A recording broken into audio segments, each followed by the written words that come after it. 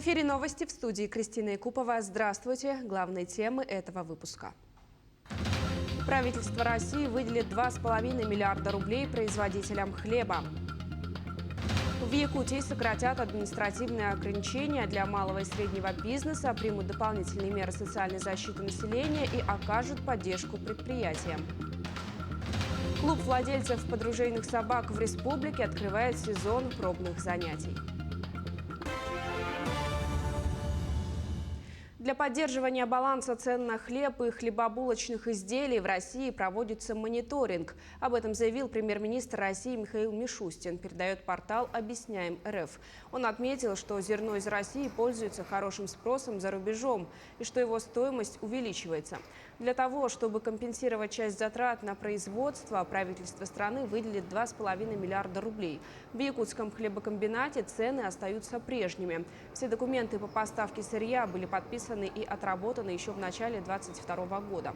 По словам руководства завода, запасов сырья на изготовление и выпуск хлебобулочных и кондитерских изделий хватает еще на полгода.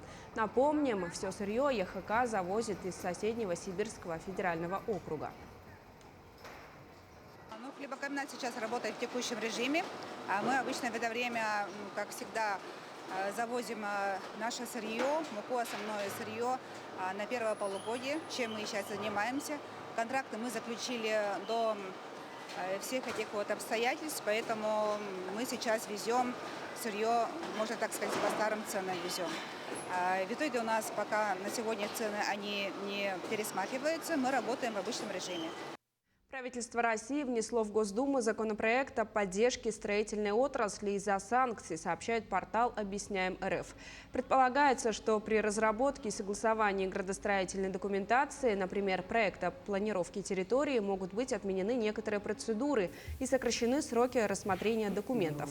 В то же время в Якутии идет работа по разработке комплекса мер по поддержке строительства социальных объектов, включая школы, жилые здания и другие объекты. Так рассматривает вопрос о запуске регионального ипотечного продукта. В Ленске с опережением реализуется программа переселения граждан из ветхого и аварийного жилья.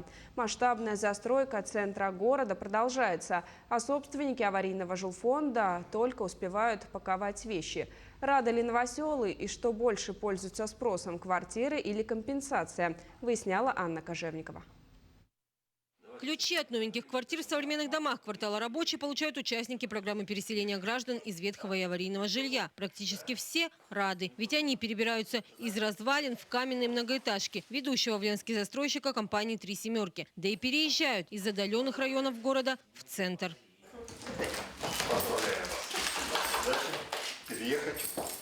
Семья Шишкиных новоселье отметили вместе с Новым годом. Они получили ключи буквально накануне праздника и не захотели уходить. В этот же день перевезли самые необходимые вещи и остались ночевать в новом доме. В рай попали. Вообще садик рядом, школы рядом, все в шаговой доступности, работа рядом. Уже мы такси не пользуемся, машиной не пользуемся практически. И это неудивительно, ведь те условия, в которых жила многодетная семья, далеки от идеальных. Там промзона. Вот две двухэтажки стояло, ни детей не вывести. Постоянно эта канализация бежала. Вонь. Ну, сами можете представить, что там. Подарок на Новый год администрация сделала. Ну, рады. Да, благодарны администрации. Спасибо большое им, что попали по программе переселения. Отдаленность от центра, постоянно бегущие реки, канализации, питьевая вода с лохмотьями ржавчины, бездомные собаки. Те ужасы, в которых жила семья с маленькими детьми, теперь позади. Вспоминают об этом, как о страшном сне. Отдаленность от школ, от садиков, вот все, вот мы постоянно мучились. И это хорошо, что машину купили, вот ездили. А так без машины мы бы здесь вообще. Автобусы всегда переполнены и едут с разведчикой. Бывало, что и вообще не ходили, возвращались, просто не лазили в автобус. Воды у нас холодной вообще здесь не было. И вот потом, слава богу, сделали, но зимой все равно ее таковой не было. Мы кипяток остужали. Там у нас бачок стоит, мы остужали, чтобы детей мыть, разбавлять воду. Ну, много здесь трудностей. То канализации постоянно бегут. На улицу детям не выйти, ни площадок, ничего не было. Собаки, наверное. Собаки постоянно, вот с баз собак очень много. А самое главное, что вместо однокомнатной Шишкины получили двухкомнатную квартиру, которая на 10 квадратов больше их предыдущей. В одной комнате разместились сыновья, в другой – родители. Пока только обставляют квартиру. Хочется купить новую мебель, но уже готовят рассаду. Оксана мечтает украсить балкон цветами. А из окна виден детский сад, куда ходит младший сын. Недалеко из школы, где обучаются старшие дети. Младший в садик ходит, старший во вторую школу, средний во вторую начальную. Магазины, все рядом, все в шаговой доступности. И скоро таких новоселов будет еще больше. Программа переселения в Ленске реализуется с опережением. Анна Кожевникова, Виталий Андреев, Ленск. Глава Якутии поставил задачу сохранить темп экономического развития региона и поддержать население в условиях санкций. Так сократят административные ограничения для малого и среднего бизнеса, примут дополнительные меры социальной защиты населения и окажут поддержку предприятиям, которые сохраняют рабочие места. Об этом сообщил Айсен Николаев в ходе заседания оперативного штаба по повышению устойчивости экономики в условиях санкций. Разработан план первоочередных действий, который направлен на снижение рисков для наиболее уязвимых отраслей и бесперебойную работу предприятий жизнеобеспечения. Для поддержания уровня доходов населения в Якутии с 1 апреля увеличат заработную плату работникам бюджетной сферы прочей категории на 6,5%. Мы видим то, что сегодня идет резкий скачок цен на строительные материалы, на трудовые ресурсы. Но в целом на строительные ресурсы в этой части мы должны адекватно реагировать, да, и поддерживать наших строительных организаций для того, чтобы объекты своевременно вводились в срок. А вторая задача – это поддержка жилищного строительства. На сегодняшний день рассматриваются вопросы по поддержке застройщиков, по поддержке населения в части того, чтобы был баланс спроса и предложений, рассматриваются вопросы по запуску регионального ипотечного продукта. Третий блок вопросов – это касается максимального снижения административных барьеров, чтобы наши строительные организации, застройщики максимально реализовывали эти проекты, минимально сталкивались с теми административными барьерами, которые на сегодняшний день у нас сегодня присутствуют. Далее к эпидобстановке. Новых больных постепенно становится меньше. За минувшие сутки в Якутии выздоровели 1627 человек, сообщает Оперштаб. При этом заразились 419 якутян, госпитализированы 72 человека. В Якутске 87 случаев заболевания, в Алданском районе 57, в Мегино-Кангаласском 51. Еще в 20 районах фиксируют от 1 до 23 заражений коронавирусом. Всего лечение в стационарах получают почти 11,5% больных, в амбулаторных условиях 88,6%. При этом до 20% случаев ковида связаны со штаммом Дельта, который вызывает тяжелые формы заболевания. В Вилюйском Улусе ситуация с новой коронавирусной инфекцией за последнюю неделю заметно улучшилась. В связи с этим все образовательные учреждения города Вилюйска перейдут на очное обучение с 14 марта. На этой неделе было выявлено 145 новых случаев. Амбулаторное лечение получают 279 жителей. На стационарном лечении находится 31 человек. Напомним, всего с апреля 2020 года в Улусе зарегистрировано 7023 случая COVID-19. Ситуация с новой коронавирусной инфекцией на сегодня стабильная. Большинство болеет амбулаторно, преимущественно болеет взрослое население. Стационарно проходит лечение 31 человек. В Вилюйском районе вакцинацию прошли около 15 тысяч человек, и из них ревакцинировано 3,5 тысячи человек.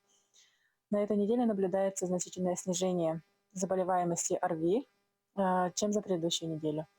В основном болеют школьники от 7 до 14 лет и взрослое население. Тем временем в Нерюнгри заболеваемость коронавирусной инфекцией снизилась в 2 раза по сравнению с прошлой неделей. Все образовательные учреждения работают в штатном режиме. В сегодняшний день можно сказать, что, в общем-то, район пережил всю эту пандемию относительно напряженно, но без особых потерь. В целом у нас заболеваемость составила по коронавирусной инфекции лабораторно подтвержденных случаев более 6 тысяч, если точно, то 6083 случая. Из них практически 5 тысяч – это взрослое население, 4900, и детское население 1100 – это в целом по заболеваемости детского населения. Региональный научно-практический центр «Фтизиатрия» в рамках реализации на территории Якутии пилотного проекта «Облачная поликлиника» с начала этого года провела уже более 500 консультаций с использованием телемедицинских технологий. Как сообщают врачи центра, проект хорошо заявил о себе в период пандемии. Использование новых технологий дает возможность врачам дистанционно консультировать и сопровождать врачей, минимизируя личные контакты врача и пациента. Также экономит время. Сегодня научный центр проводит онлайн-консультации практически всем своим пациентам, используя данный сервис. При этом запись к врачам также проходит и с использованием этой технологии. А наши пациенты, как известно, имеют слабый иммунитет. Поэтому мы в 2020 году активно начали работать с данным приложением. То есть это и заочная консультация, видеоконтроль лечения, и другое. Алгоритм работы такой, что пациент, сидя дома, то есть записывается на онлайн-консультацию. Данные поступают в регистратуру, и регистратор уже направляет к лечащему доктору. И лечащий доктор назначает время и дату онлайн-консультации. В Ленске продолжается неделя добра. Несколько раз в год волонтерское движение «Лучи Ленска» проводят мероприятия для жителей. Какие именно, расскажет Юлия Золотарева. Помочь пенсионерам заготовить дрова, поиграть с детьми из реабилитационного центра или, например, помочь сотрудникам приюта для бездомных собак. Вот чем занимаются добровольцы, когда в городе наступает неделя добра. Ее проводят 4 раза в год. Традиционно участвуют по 30 волонтеров до 18 лет. Список людей, которым нужна помощь, берут в Совете ветеранов. В этом году Лучи Ленска обошли 4 адреса. Традиция эта зародилась еще от начала самого движения практически. Да? Мы ее переняли у наших друзей из России, взяли у другого движения, где ребята тоже себя проявляли, инициативы. Но там было 3-4 дня, а у нас появилась такая идея, что почему бы не делать неделю добра, и тем самым мы ее назвали «Неделя добра». Каждый день чему-то приурочили. Чтобы мероприятия не приелись, каждую неделю добра стараются разнообразить. Взаимодействуют с органами власти и с самими ленчанами. Например, раздают листовки о видах мошенничества. В конце недели ребята проведут игры с юными жителями на свежем воздухе. Следующая добрая неделя пройдет в августе. Юлия Золотарева, Анастасия Белокрыницкая, телеканал «Алмазный край». Клуб владельцев подружейных собак в Якутии открывает сезон пробных занятий на свежем воздухе. Подружейные собаки – это группа пород охотничьих собак, используемых в качестве помощника человека в охоте с ружьем. Это ретриверы, легавы и спаниели, владельцы которых организовали клуб по интересу, где профессионально начали тренировать своих питомцев. Подружейная собака предназначена для охоты на пернатую дичь. В Якутии таких собак учат охотиться на водоплавающих, а главной ее задачей является принести хозяину подстреленную утку или гуся.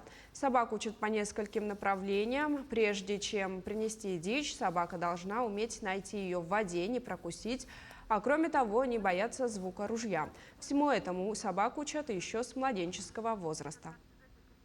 Мы-то сегодня собрались для того, чтобы провести пробные занятия, а основные наши занятия начинаются с мая. И вот в августе обычно мы проводим испытания. Охотиться с подружейной собакой – это одно удовольствие, плюс от добытых птиц добывается очень большой процент, практически 100% добыча всех подбитых уток. К этому часу у меня вся информация. Наши корреспонденты продолжают следить за развитием событий.